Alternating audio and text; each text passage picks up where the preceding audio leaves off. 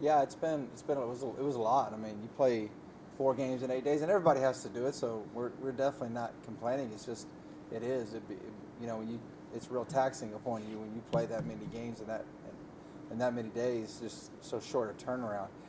For example, like the scouting reports, you got to turn those around really quickly, and typically kind of messes up your schedule. So even the week before, where we had to give them the day off on Tuesday, we typically don't do anything on Sundays because of the way the schedule works. But the last Sunday, we had to come in and watch film, just to get prepared for Eastern. So changing that up, obviously throws people off a little bit too. But I mean, give our girls credit. I mean, to be able to go 3-1. I mean, and honestly, give Eastern credit. They came in here and won, but we didn't shoot the ball particularly well against them. So to be able to get to overtime in that game and still have a chance to win, I was really proud of our kids. In that the same breath, every time you guys have lost, you guys bounce back with a win. How do you like the resiliency of this group this season?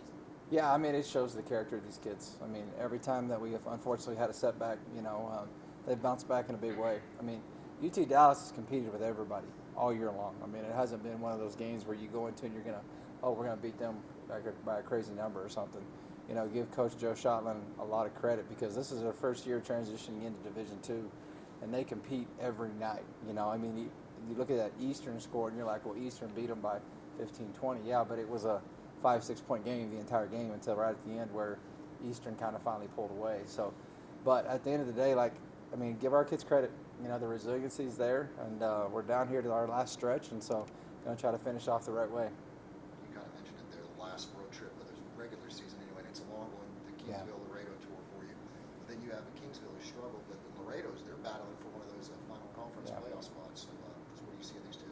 Yeah, I mean, when you look at Kingsville, I mean, I don't know if anybody has been mathematically eliminated or this or that. So, but still, when WT comes to town, it's usually one of the other team's biggest games of the year. So our kids are going to understand that. They're going to know how important these two games are because as much as these teams are battling for their positioning, I mean, we're still battling for positioning where we're trying to get to. So our kids are going to have to be ready. I mean, Kingsville's a very well-coached team. Michael Madrid does a great job. And then Casey Fowler's the new coach there at International. They play both contrasting styles, too. So that makes it interesting to prepare this week because where Kingsville's more of a half-court team, they're going to try to run their sets.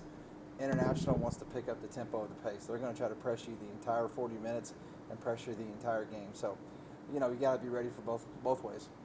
How do you like the way your team has traveled this year?